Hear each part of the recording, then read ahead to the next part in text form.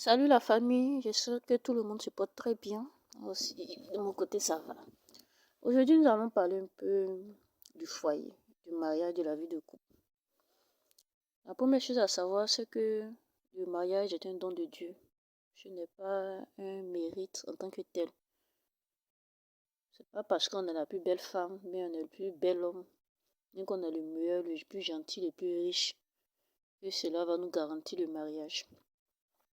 Parce que pour se marier, il faut d'abord rencontrer l'âme sœur, ce qui n'est pas chose aisée. Il faut la grâce de Dieu. Parce que très souvent, nous pouvons faire une liste de critères. Je veux tant que je veux que mon homme il soit ici, il soit tant, il soit tant, il soit tant. On fait une longue liste. C'est pareil aussi pour les hommes.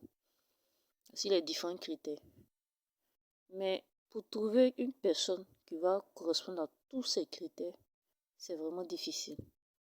Soit nous patientons jusqu'à ce que nous rencontrons l'homme idéal, soit nous faisons des compromis, nous trouvons, nous rencontrons quelqu'un qui ne respecte pas forcément tous ces critères, mais on fait avec.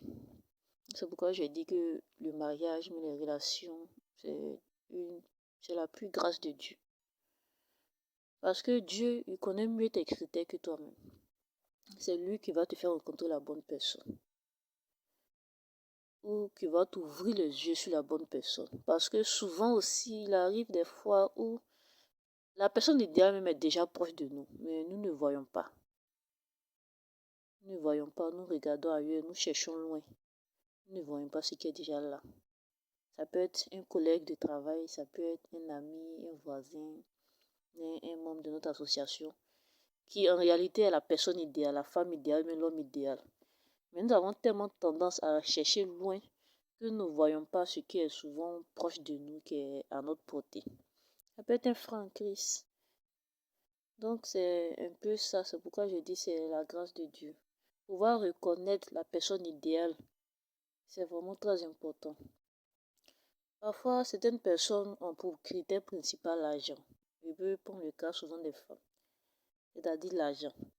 De sorte que même quand la personne idéale va se présenter devant elle, parce que la personne n'a pas le portefeuille conséquent, elle va rejeter la demande de cette personne. Or, c'est cette personne-là qui devait faire son bonheur. Mais présentement, il n'a pas encore l'argent qu'elle veut.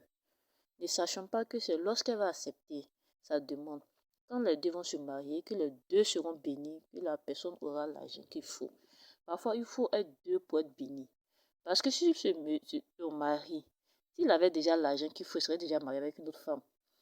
Donc, s'il n'a pas l'argent, c'est justement pour que vous puissiez vous rencontrer et c'est ensemble que vous serez bénis. Et l'argent donc que tu veux, l'argent que tu souhaites, c'est ensemble que vous allez l'avoir. Vous allez bâtir cette richesse-là ensemble. Souvent, il y a certaines femmes qui ne comprennent pas ça. Elles ne veulent pas bâtir. Comme souvent les gens disent, tu ne veux pas préparer, mais tu veux manger. Tu veux manger ce que ta camarade a déjà préparé. C'est pas juste. Tu as rencontré un homme. Si l'homme correspond à tes critères, si dans ton cœur tu sais que tu l'aimes, mais même s'il n'est pas riche, où est le problème? Vous vous aimez, vous allez vous marier, vous allez vivre ensemble, vous allez bâtir votre richesse ensemble, vous allez travailler ensemble, vous allez préparer ensemble, vous allez manger ensemble. C'est comme ça, c'est ça la vie. Faut pas chercher ce qui est déjà tout cuit. Parce que si c'est déjà tout cuit, c'est que c'est ta camarade qui a préparé. Donc, si ta camarade a préparé, c'est elle qui va manger. Mais tu veux que quelqu'un d'autre prépare, que toi tu viennes t'asseoir et manger. Non, mais c'est pas juste. Et souvent, il y a des femmes qui font cette erreur-là et elles perdent l'homme de leur vie. Elles perdent l'homme idéal parce qu'elles étaient trop matérialistes. Donc, je veux un homme, un grand avocat international, je veux un magistrat, je veux une star. Elle ne regarde pas le petit homme qui est à côté d'elle là. Mais ce petit qui est à côté d'elle, elle ne sait même pas que peut-être qu'il a une maîtrise en droit. Et que dans 2 ans, justement, il sera admis à son concours d'avocat ou bien son concours de magistrat. Mais elle le voit maintenant, elle ne voit qu'elle le regarde maintenant, elle ne voit rien. Elle, c'est un grand avocat international qu'elle a vu. Or, l'avocat, il est là, mais il est étudiant en droit. Donc, ma soeur, ouvrez un peu les yeux. Regardez ce qui est autour de vous. Soyez spirituel. Ne soyez pas trop matérialiste. C'est pareil aussi pour les hommes. C'est pareil pour les hommes. Un homme peut croiser une femme qui est bien, mais à cause d'un petit défaut, non, elle ne s'est pas préparée, elle ne peut pas tenir foyer. Mais ça s'apprend.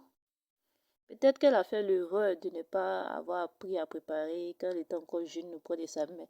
Mais elle peut toujours apprendre. Il y a des écoles d'hôtellerie, elle peut payer des cours particuliers pour apprendre. Donc, ça ne doit pas être un problème parce que la femme ne s'est pas préparée. Mais tu peux trouver que non, elle n'est pas assez mûre. Mais la maturité, ça vient avec le temps. C'est vrai que certaines personnes ont eu cette grâce à d'être mûres très jeunes. C'est-à-dire que l'âge est jeune, mais déjà moralement, psychologiquement, ils sont déjà mûrs. C'est pas le cas de tout le monde. Toutes les plantes n'ont pas le même temps de floraison. Certaines plantes donnent des fruits chaque 6 mois, d'autres c'est 3 mois, d'autres par contre c'est 1 an. Tu as croisé une femme que tu l'aimes. Mais si tu trouves qu'elle n'est pas assez mature, mais tu vas l'éduquer à ta manière. Tu vas lui apprendre des choses, tu vas lui montrer des choses. Il y a certaines femmes, par exemple, qui sont désordonnées. Oh, mais c'est un chaos total. Et si tu l'aimes, quoi le problème? Tu vas l'emmener un peu à pouvoir ranger les choses. C'est-à-dire que bien souvent, les gens trouvent des arguments qui ne tiennent même pas, des arguments farfelus, au fait, pour pouvoir laisser d'autres personnes. Et au fait, c'est des aventurières qui viennent juste pour briser le cœur des gens et s'en aller ensuite. Parce que les arguments qu'ils avancent ne tiennent pas. Comme un homme qui peut faire demande en mariage à une femme, les deux vont cheminer ensemble 1 an, 2 ans, et puis un matin, elle va venir dire que mes parents ne veulent pas de toi. Mais c'est quoi ça? Quand tu faisais 2 ans de fiançailles avec sa femme, tu ne savais pas que tes parents ne voulaient pas d'elle, mais tu n'as pas parlé d'elle à tes parents. Tu ne l'as pas présenté à tes parents. Après avoir perdu son temps pendant 1 an, 2 ans, 3 ans. Et puis, c'est maintenant que tu vas venir dire que non, mes parents ne veulent pas de toi. Non, mais c'est méchant.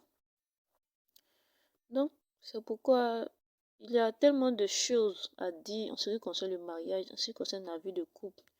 C'est d'être beaucoup spirituel, au fait. Parce que souvent, quelqu'un peut venir dans ta vie rien que pour venir détruire ta vie.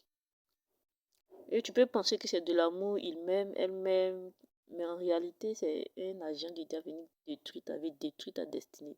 Parce que tu as une grande destinée, tu as une grande étoile, la personne vient, c'est pour détruire, même pour voler ton étoile. Donc faisons très attention. Faisons très attention, ne soyons pas trop matérialistes, ne soyons pas aussi trop Chanel pour voir les choses chanellement, physiquement. Un critère, mon mari de monsieur que je vais épouser, il doit être beau, il doit être riche, il doit être intellectuel, il doit être tant, il doit être tant. Mais bon, qu'est-ce qu'on est du facteur humain? Est-ce que c'est un homme qui t'aime vraiment? Est-ce qu'il te respecte? Est-ce qu'il te considère?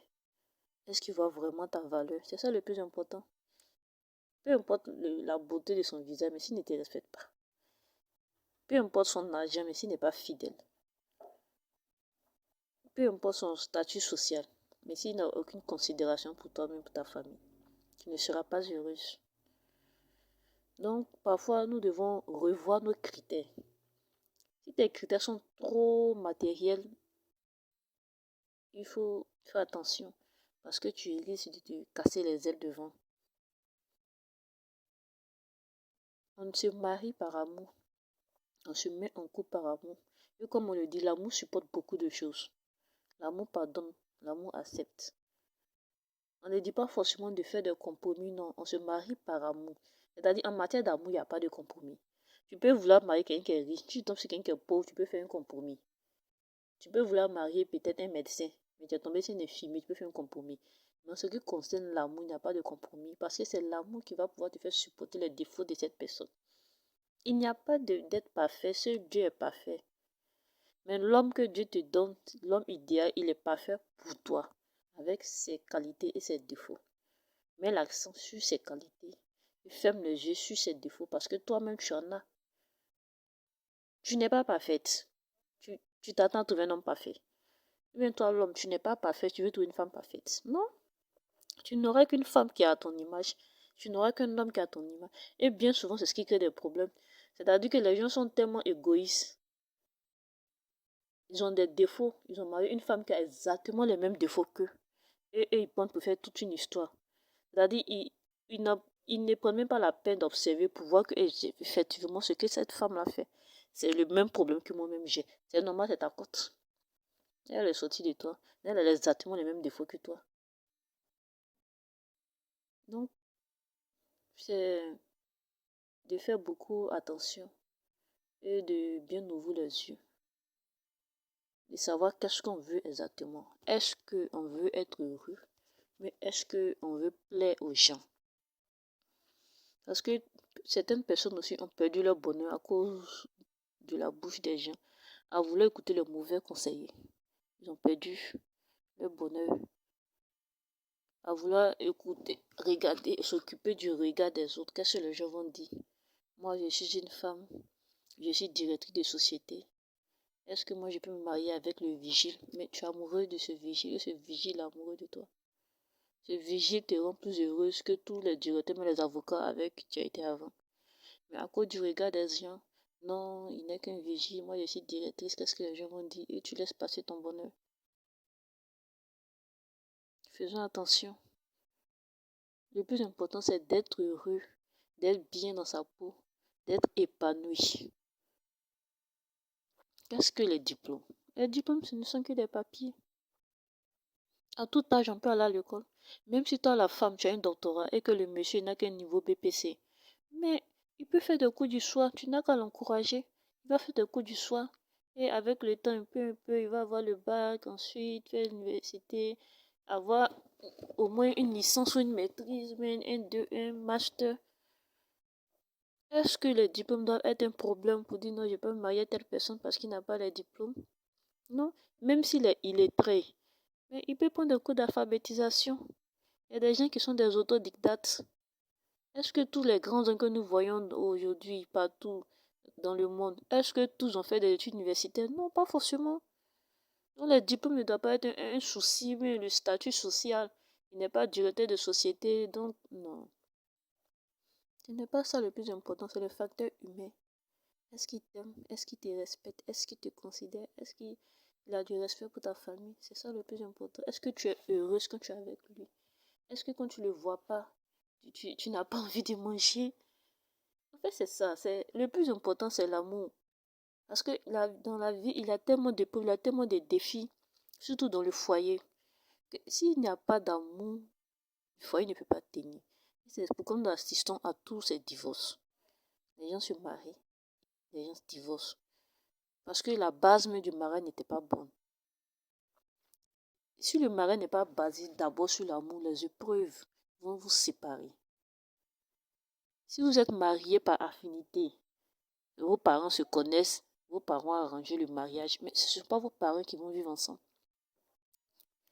Mais parce que vous êtes amis de longue date, donc bon, mais vous êtes collègues, d'autres médecins avec l'infirmière, ils travaillent ensemble, donc ils veulent se marier.